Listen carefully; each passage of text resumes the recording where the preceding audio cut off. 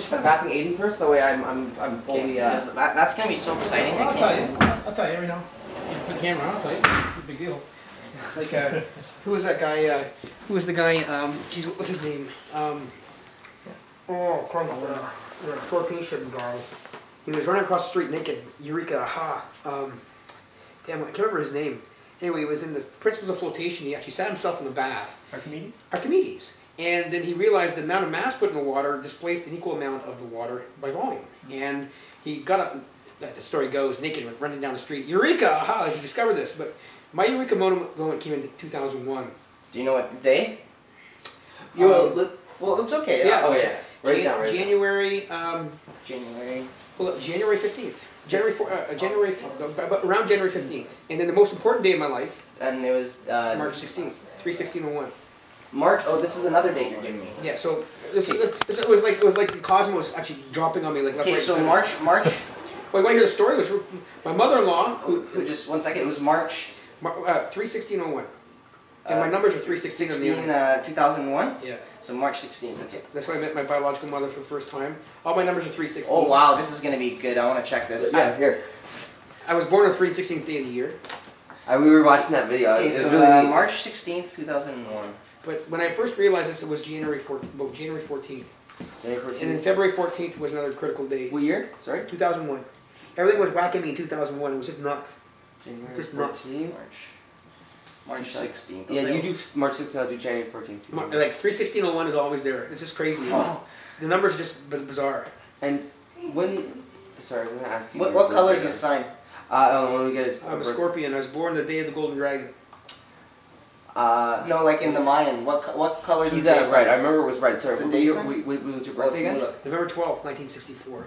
It's Mulak. And you know what? Okay, I'll read you what it was on March 16, 2001. What the tone was, the influence of that day. Some bullet points. Link to higher frequencies, interconnectedness, soft blanketing, direct link, perspective, patience, and staying power. So the energy of 9 is one of getting a better perspective on the bigger picture. With the energy of 9, plans or patterns begin to come to completion. With the energy of 9, patience and perseverance found in the bigger picture are strong, or there is a great suffering for the lack thereof. This is crazy, eh? That's exactly what has happened. Yes. The completion of cycles of action is all important to 9. Tone 9 energy is built in energetic signature that runs along the communication framework of creation, the grid system. In fact, it is the grid system. Tone 9 provides the added juice to reach any aim. Using this tone to ride the light waves, to experience 9 is to more easily and deeply experience one's connection to God. That's who I work for. Oh, I know that. I quit working for them. It's like I'm done with that. It's actually that's part of it too. Is that the encouragement, just saying I'm done with that. What was send communications of all kind, right? That day? Yeah. That day it was EEX and it was IK, so EEK, IK, and then the other one was IEC. Oh no, that's personality. But. Yeah, you're what do you call it? That also says for you that when you start things, you don't like to necessarily start things too much, but you like to finish them. In the sense that if you don't finish it, just I don't start it because I know I can't put it down until I'm done. Yeah, exactly. So that's why you don't like to start things. I don't get involved in it too early. I always let someone else do it because I know once I'm in it, I can't let it go. Yeah. I'm stuck. That's perseverance. I don't have any control over it. Yeah. There's there's so much more we could want to show you too. You said January 14th, 2001 was an important day for you, right? Mm-hmm. That was is it Ascension? It was a maelstrom, actually. What it was. So many things happened that one day. Bang, bang, bang, bang, bang. It was that day for you was a feeling of guidance and empowering. What was the week? What was the Trikona? Hold on. That's important. It was a guiding and empower day, obviously, because you were being empowered. It was like a download happening. It was boom, boom. What's boom, the boom. Trikona? That's really important. Yeah. You know what it was? It was kind of like all these years of study. All of a sudden, at that point, it was 13 and a half years at this point, and all of a sudden, it was like a bunch of dots in a matrix, and all of a sudden, a regression line was going right through the whole thing, and everything was put together like two pieces. Two pieces drew a line through all the academia. I could see clearly through this whole horizon here, outside of the mist I was in from all these individual pieces. The knowledge was there. It was one big sort of like melee of a mist. All of a sudden, it was like taking a bunch of swings, 100 of them, all swinging together. All of a sudden, they started lining up in tandem together. I could see the whole thing. But then it was frustrating because once you're in that line, then if anything knocks one back behind you, you got to run back, put it back in sequence again, and that became very frustrating because when you can see across these things and cross temporally in some respects as well, then it's a lot of work for your brain to try to maintain that harmony across it all because something happens now can derail you in such a way because it wouldn't normally in the individual moment, but because it's linked to all these other things behind it, then all of a sudden one thing here can evoke such a response because this thing back here has to maintain its sort of like synchronicity with that. Synchronicity is basically what it has been. It's incredible synchronicity. It's impossible. It's like sometimes it was like winning the lottery 649 100 times in one day. But as a scientist, physician, I know the difference between design and between random chance and between a coincidence. And a coincidence is only coincidental if it happens once. When it happens like 100 times in exactly the same way over a period of days, it gets to the point where like, how many more raps do you want in your head before you sort of wake up and say, this is impossible. But then you realize that's not coincidental, that's actually design. And something's got my attention now and I'm not letting go. That's how this, when we started following, when I was the first one to find this calendar, and once I started following it, I was like, okay, well, I would look at it at the beginning of the day and I would notice that, okay, well, wait a minute, how everything related through those, everything, all the traits related to those days. And I said, okay, well, what I'm going to do is I'm going to sit back and I'm going to record what happens in my days, but I'm not going to follow the calendar.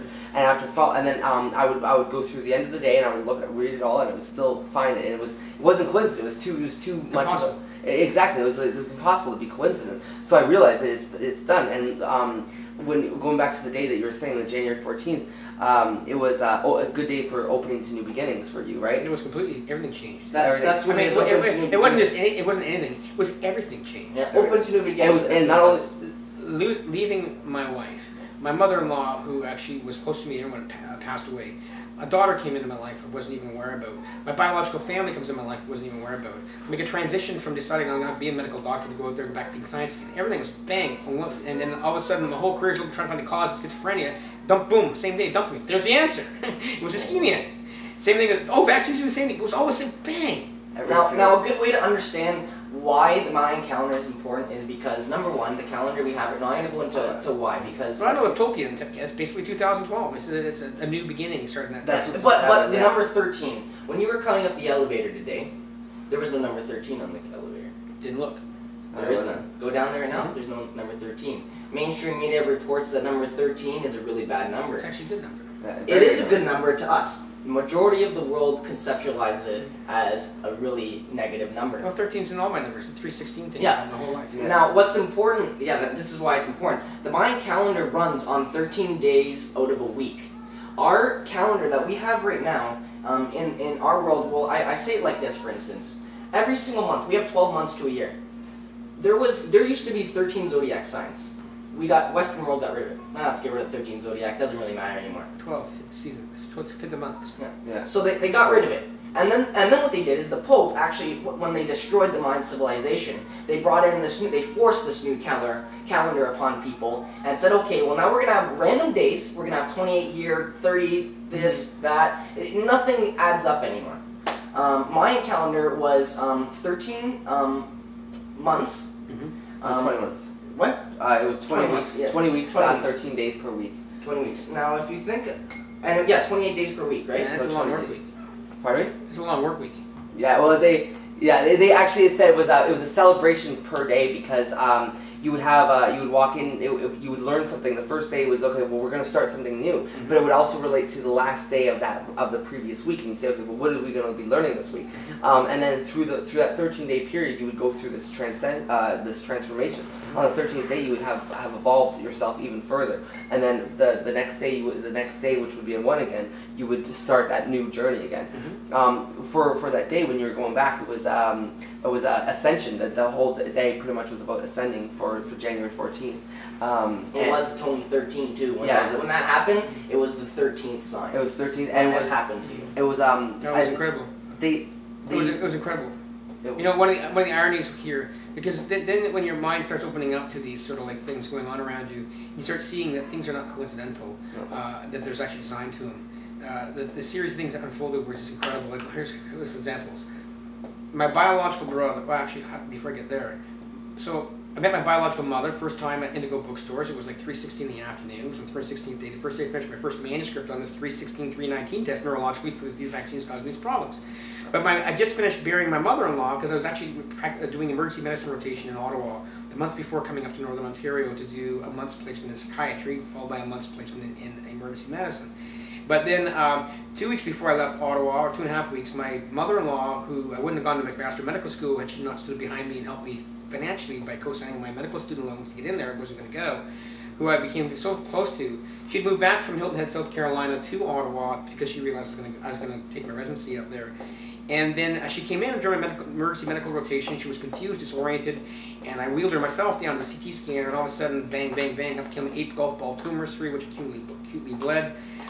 She was only 54 years of age, and in the next 2 weeks, she basically went downhill. We had her intubated for the last week in the ICU in Ottawa Hospital, and then she passed away in my arms. And that was pretty profound for me. But then she became interested in my work back then in schizophrenia because one of her closest friends growing up had schizophrenia, and she actually lived with her for some time and her husband.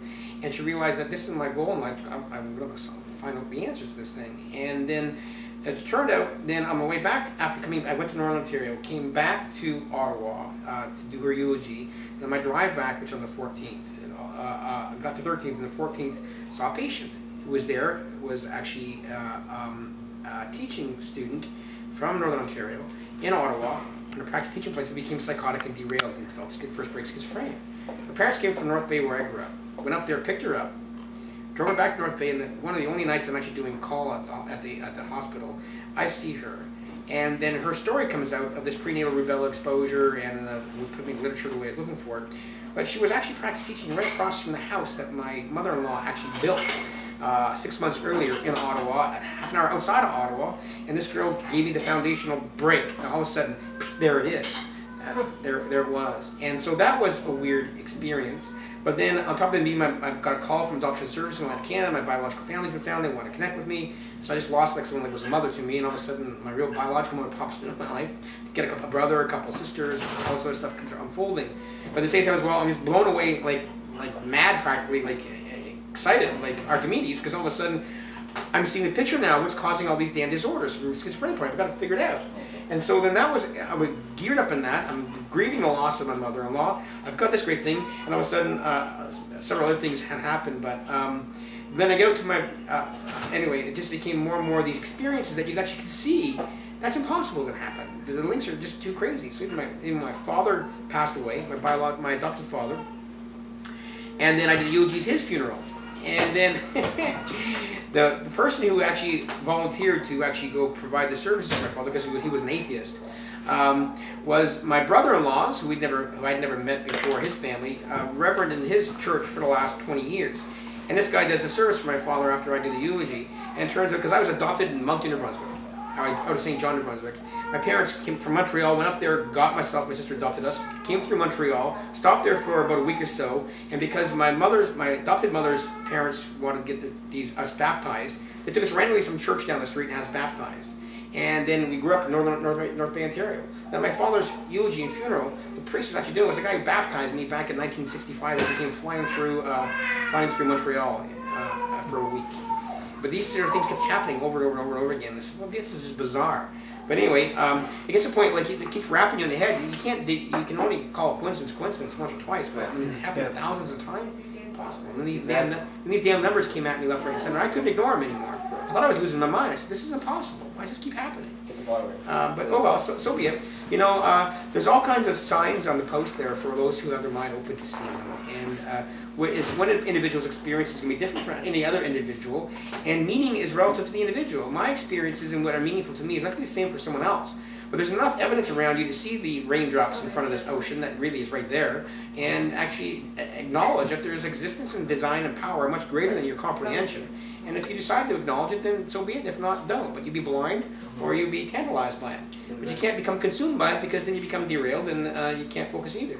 So just recognizing, acknowledge that there's a power and understanding and design much greater than what we ever fully can comprehend is something that most people don't reach. So what is schizophrenia? It's a mass ischemia problem from impaired blood flow. Okay. It's just like different. So how does this show up in a person? Yeah, so they develop delusions, hallucinations, auditory and visual. It's derailing functions in the brain. They have much negative symptoms, flat motions. We call them negative signs, things that should be there for you that are not there. Flattening of affect and emotional tone, monotone, paranoid. Various features where schizophrenia really literally means a loss of touch with reality. And the journal used to be called the Journal of Autism and Childhood Schizophrenia. But they separated the two out based on their symptoms because the autistic children had lost their language. And most of these schizophrenic children had not. They have more derailments. But depending on when you do the damage to the brain, if you damage the first 5 years of life before language is laid down, language gets fully laid down by 5 years of life, then the language will be spared because the pipes are now connected there. But you'll have other features in vascular territories that create different symptomatology. And so they separated schizophrenia and autism as if they were different on symptoms, when in reality they were the same illness, depending on when the damages manifest themselves, with time and neurodevelopment of which sort of like symptoms emerge out. And the pathological sequence to schizophrenia, 1% of the population on the planet has it, 1 in every 100 that is, across planet, that cuts across all races and in all areas. And it has something to do with an immunological tolerance problem in the body as well, which derails the microvascular blood flow, that when you lose tolerance, by example, here's a good example. You have to get a tetanus shot every 10 years.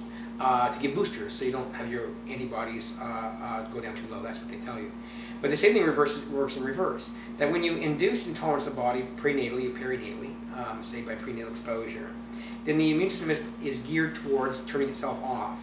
And that you can lose that turned offness over a period of 18, 19, 20, 25 years of life. And when that does, all of a sudden re-exposed, now you attack your tissue. And the blood supply problem will come, develop schizophrenia at 19, 20, 25 years of age. But when you get it induced early in life, first 4 or 5 years later, they'll call it autism because the features will be different, but it's the same thing. So you say there's negative effects in the brain from with schizophrenia. It can make you think negative things. Is that like were you kind of the hardwiring gets messed up? Yeah. Now then, how come some people they'll turn? For instance, I'll use John Nash as an example. I'll show you pictures. His eyes popped out like this. Yeah. And for instance, Rain Man's a good example of that movie. Mm-hmm. What's happening to them when they're able to think beyond normal like savant? Yeah. Like a savant? That's a great question. The autistic savants, the brain in the first years of life in development is laying down functions. All the cortex, the outer birch bark again, there's a sequence of which functions are laid down. And certain functions have to be assigned to certain areas. Only so much function in one area, rather than too much function to another area. So the brain works during these early years of life by mutual inhibition. The left hemisphere inhibiting the right hemisphere will make sure you lay down functions, and one area doesn't get too much of the global amount of function to be laid down. But the cortex of the brain, the birch bark, is like prime real estate on Miami Beach, and it's laying functions down. But the brain develops on a use it or lose it phenomenon. If the sensory inputs are not coming in, then it will develop the beachfront area, but nothing get built on it. So what happens in these savant children is that when the cables are being broken that provide the mutual inhibitions, you have some areas get too much function laid down there. But here's by analogy what happens. In rats navigate through the world with whisker barrows. Their whiskers come flying out here. They don't have fingertips, they have whisker barrows. And these whisker barrows have large areas of cortex assigned to them for function like mankind has for its fingers. Large area cortex, the brain has functions attached to it. But at birth, you lop off the whisker barrows on one side of the face of the rats. Then the motor cortex designed to actually handle information over here, it's got prime real estate. There's no sensory input coming in there, nobody will tell it what to do. And so if the area behind it's actually assigning functions for, say, geographical mapping and how to navigate through space and find a piece of cheese in a foreigner, sort of like route, sort of maze. The cortex here says, well, I got prime real estate, no one's built on me because the sensory inputs never came in. What are you guys doing behind me, beside me? And the guy behind says, well, we're doing geographical mapping, we do route taking in space. It's, well, here, I got prime real estate building up here. All of a sudden, a bigger, larger area cortex is being assigned in cortical columns to do this particular specialized skill. I'm exceptionally good at it, but at the expense of losses of other skills somehow. So the savant skills will come from the loss of inhibitions. Cables are cut. All of a sudden, the mutual inhibition is not there. Some areas get more function than they're supposed to. And at the same time as well, compensation, that if the processing power is there, it's not being assigned somewhere, it all gets assigned to somewhere else. Somewhere else, yeah. Mm-hmm. It's interesting. It's the amount of processing power rather than the actual location to it. Yeah. And unfortunately, the systemic problem here, when language is usually laid down on the left side of the brain, when you have a systemic problem with the blood, which is impairing blood flow, flow, you take out the cables here, and the brain says, I can't lay down my language here, so it tries to shoot it over to the other side, on the right side, but the same systemic blood flow process that whacked it over here is whacked out the backup, and you can't even lay it down there, but we see the asymmetries in the function of brain, where language looks like it's on the wrong side of the brain, but they still can't speak, because it tried to do its backup, but its backup was impaired the same way that the proper side was impaired, and you see all these asymmetries and lateralization of function of the brain, and then all starts making sense. And savant skills come from those types of skills. It's crazy.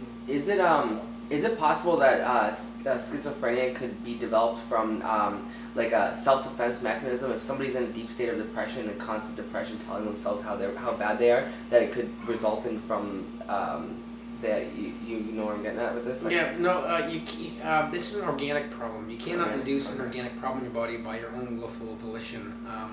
However, people can get into psychotic states where they have temporary losses of touch with reality on the basis of stress and as a coping mechanism for things. And they call it schizoaffective or schizophreniform or different things, but it's not true schizophrenia. True schizophrenia is an organic problem dealing with the blood flow to the brain that they haven't quite realized. It can happen prenatally, postnatally, or and we see psychotic features in people who have adult drugs even. But they never had the common denominator putting it all together. When you see the John Nash, his eyes popped out there, third cranial nerve palsy, just as like vaccines are doing causing autism and everything else. These are microcirculation impairments of blood flow. This is not some structural lesion of the brain. And another brain power is going into the math aspect of where that portion of the brain thinks of that. With people, partly, but then on top of that, the central buffers in the brain, the thalamus, there's an area of the brain that all sensory information comes in. This visual, auditory, or sensory comes through here like central registers. And some of these, called the nucleus reticularis thalami, are in vascular territories as well. So when you're impairing microscopic circulation, not only creating these crazy features here because it's happening through all the brain, now all of a sudden you're going to take out those central registers, the filters if you will, and all information that you hear, see, taste, touch, whatever, comes flying up the cortex whether you want to see it or not. But unfortunately your own thoughts, because your own brain subconsciously is always working in various things, your own thoughts now are not being filtered down and automatically habituated closed off. They're coming up through there to the cortex and you're actually hearing voices. You're not hearing voices, you're hearing your own thoughts where now we've lost the central registers and we call them auditory hallucinations or visual hallucinations, which is what this is. And which is why these autistic children want to maintain sameness in everything they do, because all information is coming into them. So when they're driving down the street, the color, the texture, the movement, the shape, the shadows, the route is all information that they have to habituate to. Because right now, to change the route, it's blow them out of the water, because all of a sudden all the new information they've habituated. When you come habituated to something, doing something over and over and over and over again, then you can do it automatically, like learn how to drive a car. You know, you can now talk on the phone, drink coffee, eat a Big Mac, everybody will drive and play the radio. No problem. They don't want to learn those other, or experience those. It's like 10,000 people screaming at them. It's an overload. Can't handle it. That's why when they go to look at things, they focus on one little small feature of it, because they have to process the texture, the color, the shape, the temperature, everything new. So they have to zero in on one small feature, otherwise it's overwhelming for the brain. And some of them get engaged in behaviors that involve top-down processing, repetitive, obsessive-compulsive type behaviors over and over again.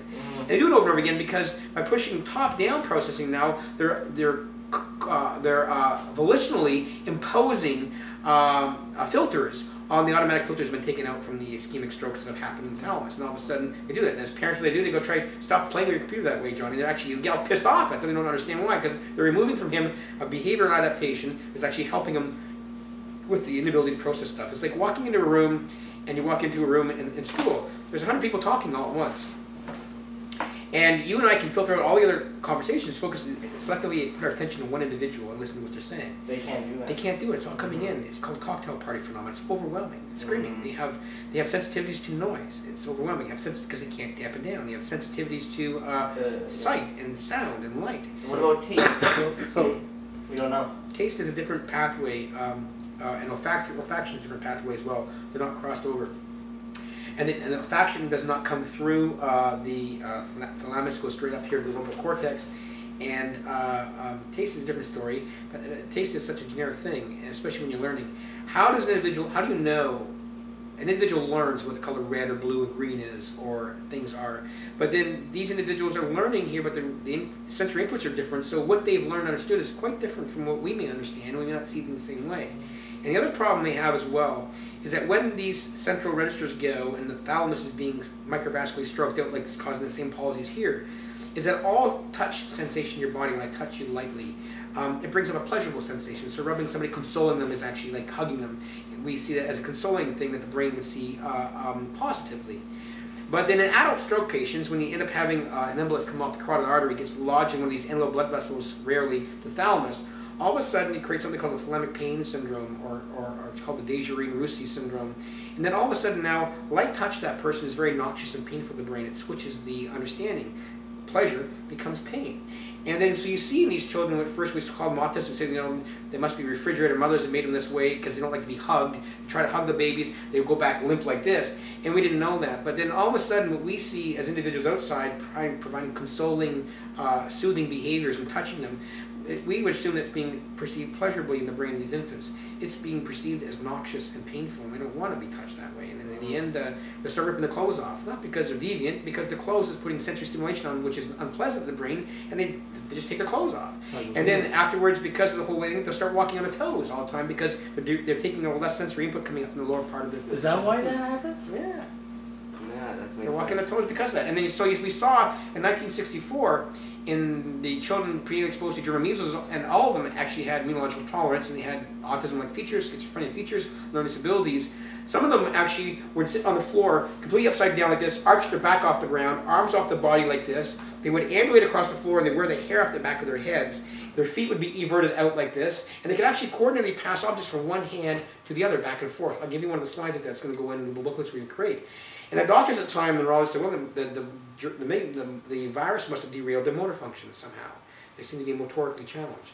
But they actually weren't motorically challenged at all. If you look at them very carefully, they were doing everything they possibly could to decrease any sort of touch on their skin that would actually cause them to have their feet soles touching the ground, or their arms touching their own body, their back off the ground like that. They were decreasing sensory input because the sensory input to their brain was being painful. They can't tell you they're premotor and they're preverbal.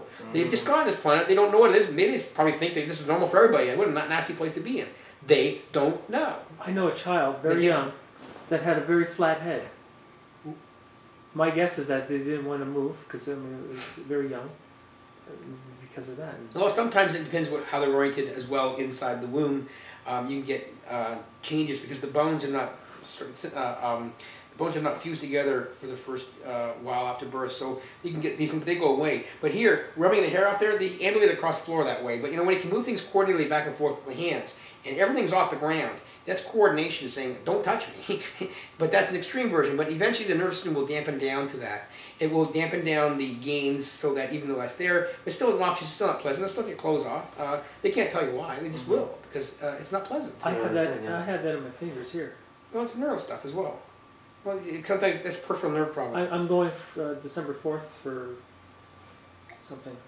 Well, it could be radial ulnar, it could be brachial plexus, but that's different from the central stuff of the brain is what's critical here. But the ischemic process can happen anywhere in the body, even peripherally to the nerves as well. Yeah. And it's part of healing. I saw this thing on the news the other day. I don't know if you've ever heard of this. There's this child who she only felt safe if she was hitting her head against things. Only if she was hitting her head against things did she feel like she was. Unless she says it, we don't really know why she's doing it. But that's self-harming behavior. And some children do it because we don't realize that some of these children who are in these neurodevelopmental spectrums are truly psychotic. They're actually seeing things that are not real, hallucinating, like parts of schizophrenia. Hearing voices are saying nasty things to them they can't quite understand. They don't know any different. And they can wax and wane into these psychotic features, responding to internal stimuli when there's nothing outside to actually trigger it, which is quite frightening. And they could bang their head to shut it up. They could actually pretty well scream like crazy. They can bicycle their feet inconsolably. But we don't know outside in because we don't understand the experiences of these individuals. The brain's been disconnected from the way it's supposed to be, and the processing power, what it's doing, even in the absence of external stimulation, is creating a whole different universe for them that we don't really have any clear features of. And they don't know either. They don't know the difference. They don't know. Whereas if somebody, an adult, if they started experiencing it, they'd be able to experience. Adults, it's a very different story. As long as the insights remain, they don't know. Life was like this way. And I don't know about you. I don't remember the first 5 years of my life anymore than anyone else does. No, it's a blank blur. You ever heard of this speaker who had stroke of insight? Yeah, she had a stroke on her left side of the brain. It's logic, right? Left side is logic, right? Not that easily laid down that way. But she said it was Anyway, she said one side, and she said that she lost her ability to rationalize things, like the logic side. So she said she put her hand against the wall, and she did no longer recognize her hand as being separate. It looked like a claw. She said it looked like a claw to her, and that everything, like, she couldn't distinguish between her hand and the wall. It's called synesthesia. You can sometimes do that with psychedelic drugs and stuff. That things become merged to one, and some things like colors have sound, and sound has color and form, and parts in your body. Your knowledge of your body's place in space is called, Jesus, I'm losing my neurology terms. Stereognosis, like knowledge where your joints are in space. It's a sensory input. There's a whole pathway designed to give you to that as well.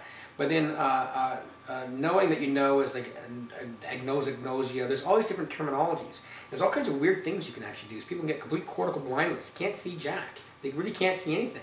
But you can flash a bunch of cards to them with pictures on them, and then all of a sudden they can pick them out better by chance of what they did not see subconsciously because it's being processed, not consciously aware of it. Or they can walk down the hall of the hospital completely blind, yet navigate around things in the environment that they can't see consciously. Sense it, Different pathways. No, just different pathways in the brain that then get conscious awareness. So you can separate consciousness, and you can separate sort of experiences. But sensory integration in the brain is like a whole gestalt, that everything's come together in some multimodal framework, that you have previous experiences that it matches up and you make behaviors to that. You can derail it in multiple freaky, funny ways to create all kinds of things. And, it's kind of cool to see, but it really, if you look at the brain, there's nothing more than a car. And we're an energy source using that car to drive from point A to point B. I can take your tires off, and you can still move around. And I can take a piece of your car off, but your cars won't be able to function. It can't drive and do the things it's supposed to do, but it still is processing. So if you have sensors hooked up to someone's brain who has, let's say, schizophrenia, do you see, I don't know if it's possible on a physical graph, how their graph is changing compared to someone who's thinking, no, it's not possible. No. It's all over the map because schizophrenia can be, the ischemic blood flow can derail the laying down of the neurons early in life. It can be induced later on in life. You can be pre-set up for it. Well, and they can't find it from the pathology. Sandra Whittelson's a neuropsychologist here at McMaster. There's a whole brain bank. She actually got Einstein's brain there. They found that. What about for any diseases in general? Is there any way to track if someone's sitting down in a chair tracking the brain waves? I don't know if that's even possible. Tracking the brain waves? No. Not possible? Not really. At all? The one we were talking about, the one who had that stroke on the one side and she was seeing things emerge, she said it was a beautiful experience for her because she let go of the fact that she realized that she might die, and she said she was starting to see everything as one. Then after that they did something to draw the blood out of her brain, and she came back to reality. But she said that it's possible to go into that hemisphere of your brain and come into a certain experience like certain mystics and yogis do. They say. Tell her to go research Timothy Leary and LSD. He gets synesthesia all the time. What's your thoughts on No, LSD. Timothy Leary was a LSD guy way back when, I think, and like all these sort of like psychedelic drugs create synesthesia.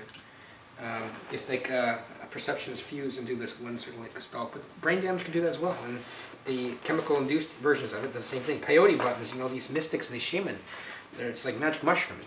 They're in a hallucinogenic state. And their eyes do the same thing, right? Well, I haven't looked at it, so I don't know. I've seen people on it. They I noticed that when I've seen certain of my friends when if they tried mushrooms, you could look at their eyes and it looked like they were off, and I was like, well, what's going on? This is before I knew about your information. And I looked, I said, well, what's going on here? But then I would look at them the next day and their eyes would be back to normal. Yeah, I've seen the same thing in methamphetamine abuse over time, and actually it's causing, there's foreign things in your body. It's causing derailments in terms of the flow dynamics, and you're creating hypoxia, ischemia. They're strokes. Which is why partly contributes sometimes to when the neurons just dump down the chemicals. Like cocaine completely depletes all of the catecholamines. It basically just dumps them all out, and it's like excessive surge that gives you this great euphoria, as well as this grandiosity. But then when it's depleted, then you've got problems. But then even the cocaines can cause vascular spasms, you can have heart attacks, but it's also causing ischemic dumping as well from microvascular circulation impairments. And that's why I see methamphetamines, same things happen over like a period of 15, 20 years of methamphetamine abuse. Yeah. Same way. Yeah. Elvis Presley, poor boy, he got whacked by the polio and stuff. But, you know, the vaccines are doing it to him. But a range of damages. Like, he had this funny smile for a good reason. But his eyes were being whacked off for each vaccine he got. I know this is a little far-fetched to the topic we're talking about, but what's your thoughts on, I know, it's, like I said, it's really far-fetched. What are your thoughts on psychics then? It's not far off. I have no answer. I've never studied it.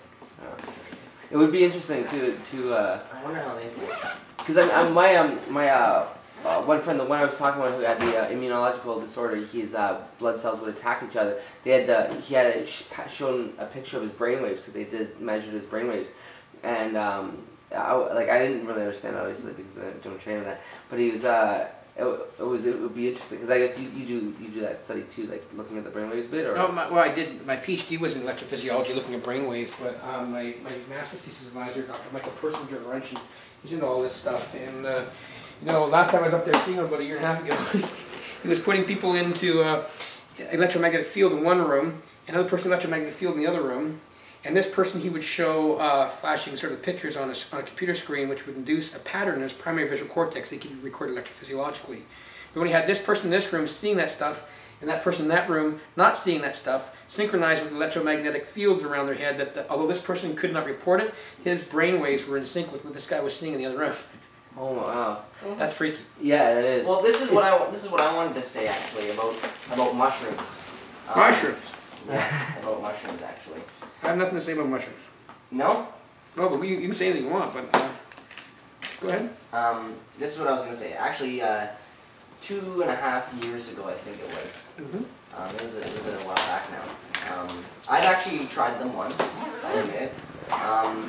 And when I was on them the one time, the only time I was ever on them, it was the weirdest thing ever because I could feel certain vibes and energies coming from my friend.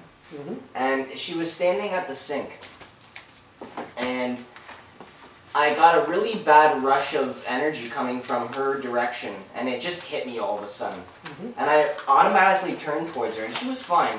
And I said, I think, and this actually happened, this is a true story, I said, I think you should lay down right now. Mm-hmm. And she's like, what do you mean you think I should lay down? Mm-hmm. I'm like, I don't know, I really think you should lay down right now. Just, can you please lay down right now? Because I was really worried about, I don't know what I was worried about. I was worried about something. 2 seconds later, she was on the ground and had a stroke. Yeah? Well, you know, so I'll send you some links to Dr. Persinger, who I did my master's thesis with. He's got to look at these people with paranormal experiences and the people who seem to have the ability to see cross-temporal contingencies and clairvoyance and precognition, he calls it. And it's kind of like looking at the brain as if it's wired a certain way that, you know, it's kind of like a receiver for, the way he puts it, like a receiver for a radio. If you're dialed in to this station, you can receive the information.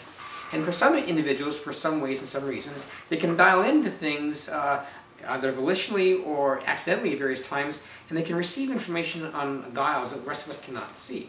Whether it's across time stuff, that sounds like science fiction stuff, but it makes sense that there's more knowledge than our sensory apparatus has the ability to perceive, because we realize the electromagnetic spectrum that we see visually, there's a whole range of things outside that electromagnetic spectrum we cannot see. I can't see X-rays or gamma rays, but we know they exist. We've got the sensory apparatus to see it. Our hearing is in only a certain frequency range when dogs and bats and things can hear it completely outside that. We know the fields exist outside that, so to think that we actually even have the sensory apparatus to perceive all forms of knowledge and understanding around us, it's unheard of. I can't see electromagnetic frequencies. It's like when Katrina came, that big tidal wave. All the animals within 2 hours before the wave hit, they were all gone. Yeah, the tsunami hit, and so the elephants were running off there crying, yeah. And everything was reacting to before it But even birds have the ability to actually. They have little, even dolphins. They have magnets in some parts of their brain that respond to Earth-like electromagnetic fields, and it's information from them. We don't have that. We can't navigate that way.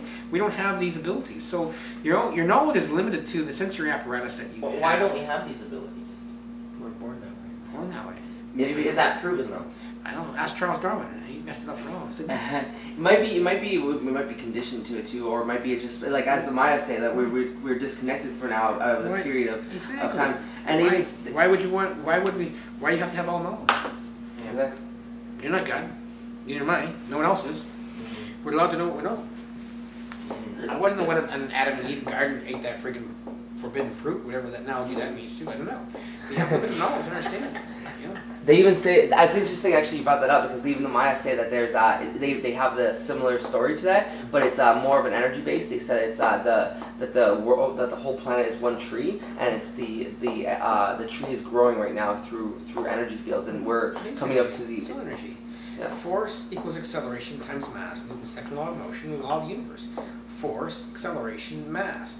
You look at what's out there. You know, you got light, you got energy, you got space, you got time.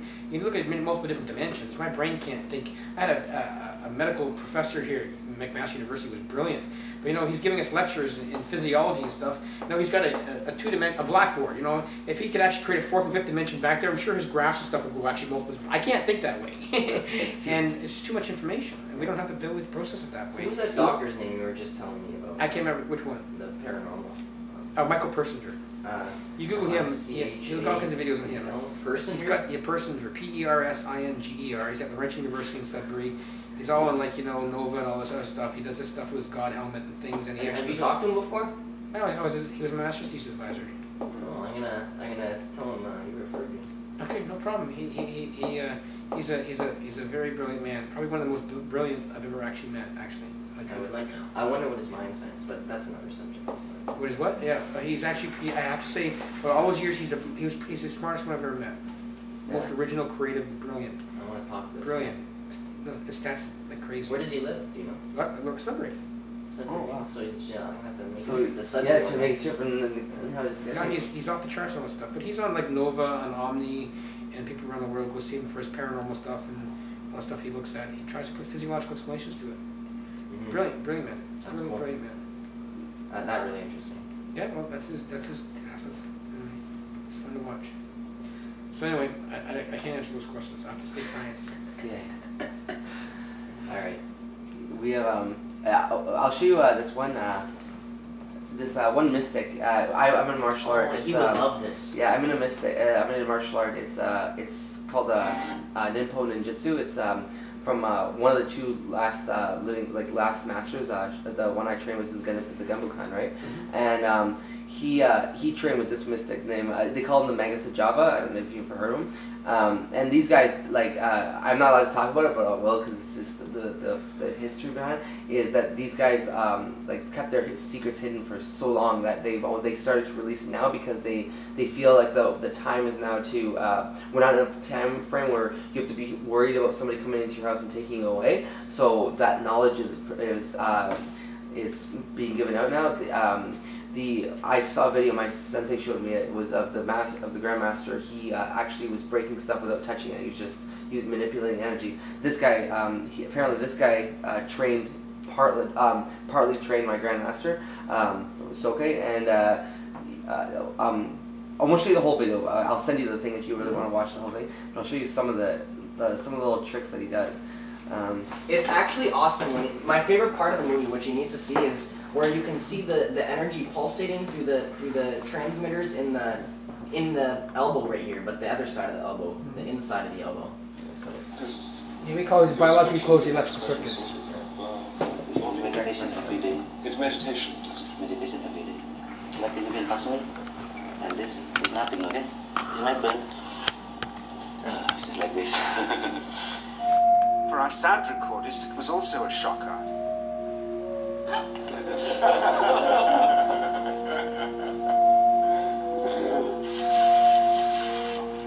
He then took our newspaper outside and showed us how chi can also be used to set things on fire. This is chi. My stuff is blood chi. Electrodynamics in the blood. Yeah, this is the.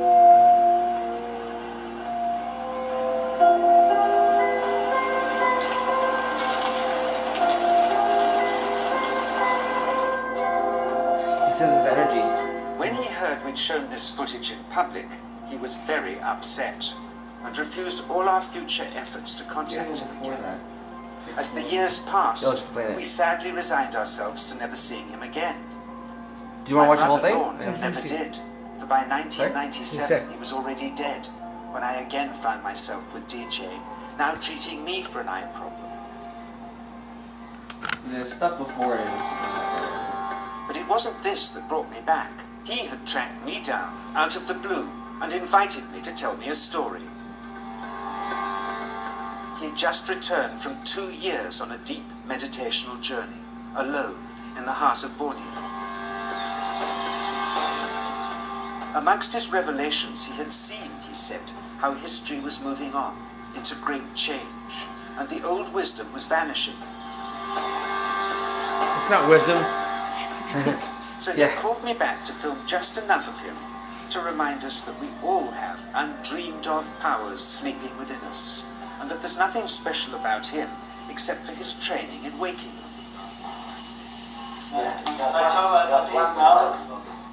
Grounding this patient, my cameraman Joe is having to use all his weight to keep contact.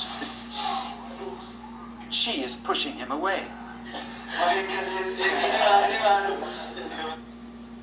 He seems able to control the amplitude of this chi, like a dimmer switch, and it causes uncontrollable responses in the patients and their grounders. I can barely keep my hand on you.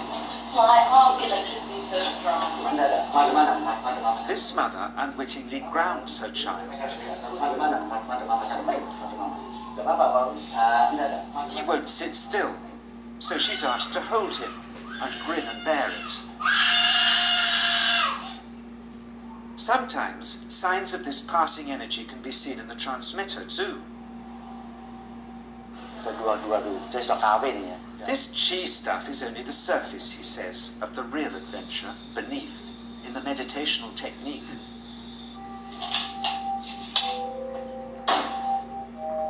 Projecting chi from the palm of the hand can also be used to resist rifle pellets, he says.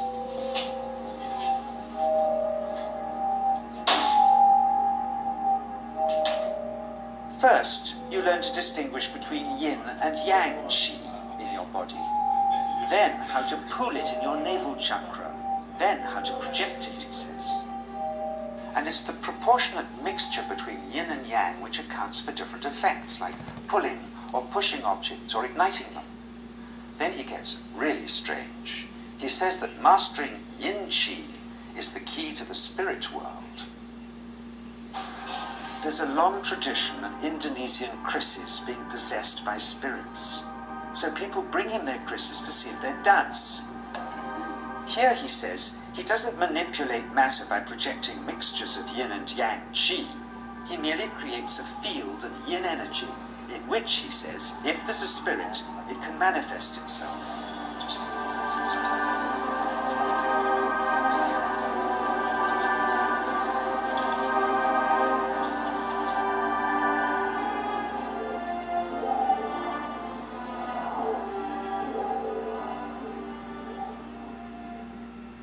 So I invited a small group of scientists back from the United States. Chi.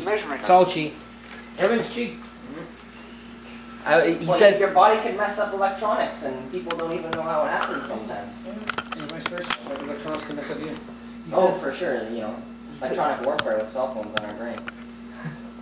He says the one energy that comes from it's from our belly button and our perineum. It's your central chakra. And he brings it together, and it's like that tingling feeling that you get, right? Because I played with her before with the fingers, keeping the fingers together, and then I said, okay, feel the energy. Once you become conscious of that energy, It's God touching the hand of man. It's right there. It's all right there. Exactly, it's just that energy. You don't need that. Druid. Hmm? Michelangelo drew it.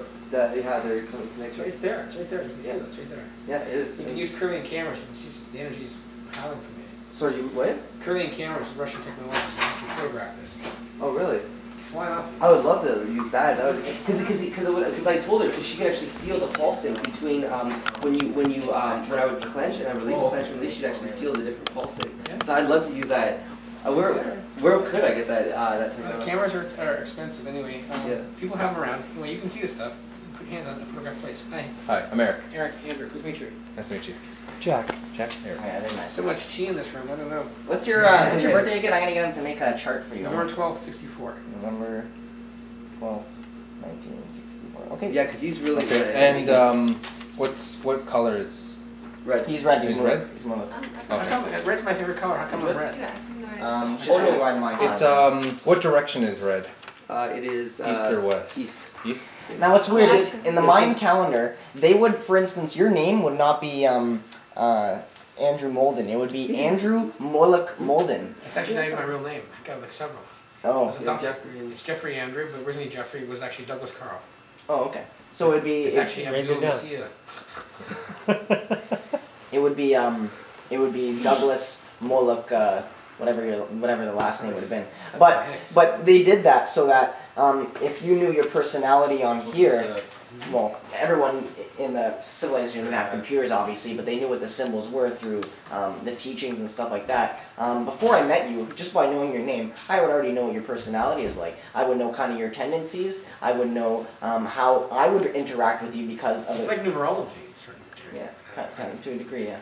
She's got a question, I can't remember what it was. About like the rubella shot that I received in July. Is there anything I can do to like cleanse it out if the stone in my blood's tumor is just going to stay there? It's not rubella anymore, it's your body's response to it. It's there. It's memory, immunological memory. It'll just wane and wax over time. But your child has a bit of what I see going on there, and no vaccines, that's where it came from. Yeah. For me? Yeah, so if you go back and look at the pictures before you started breastfeeding, if you have pictures in the first few days of life, No. you see that these eyes are not supposed to be like that. I noticed a little bit, yeah. It was there. So will it wear out over time? So they pretty much lied and said it. Yeah, they obviously they obviously lied. Yeah. Because they said no, like it's not going to affect the They baby. said it wouldn't affect the breastfeeding. Nothing. I know they're full of shit. All they look at is for germs. No, the germ doesn't cross the breast milk. That's just a lie anyway. But your body does. You have an immunological response to it. Your antibodies, your colostrum in your breast milk is your white blood cells being passed on immunologically to your child. If your child is immune tolerant like you are, the child would get the reaction as if vaccinated by you being vaccinated.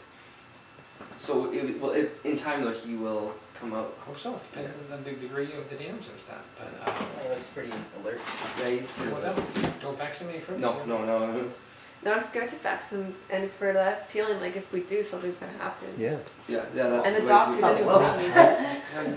Not Yeah, I know, definitely. something will happen. When both eyes come in like that, it's a harbinger for sudden death.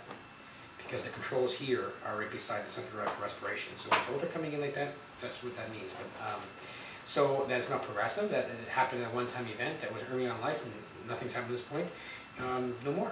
But the pipes will still relay down, but it's going to take, it's just a little bit slower. So just wait time. Just give it time. But a singular hit is better than a repetitive hit. And repetitive hits leads to a slow burn. Yeah. So what about penicillin and stuff like that? Oh no, penicillin, you're allergic to it or you're not. I'm allergic to penicillin, I can't have it kill me. Is it the same I don't know how kind it of kills you. same kind of thing? Don't know. Yeah. Immune response to it. It's a hypersensitivity response. Yeah. Hypersensitivity affects mass ischemia across the board, 1 to 4. Yeah. So whether that's how it does it, I don't know. Right. I'm not looking at people going down death from penicillin. No, Wilson, don't worry. Wilson, don't worry. Yeah. But it's a hypersensitivity response, and all hypersensitivity response involve mass ischemia. Yeah. I'm just going to go outside for a second here. You catch me doing that, I'll be right back. Yeah.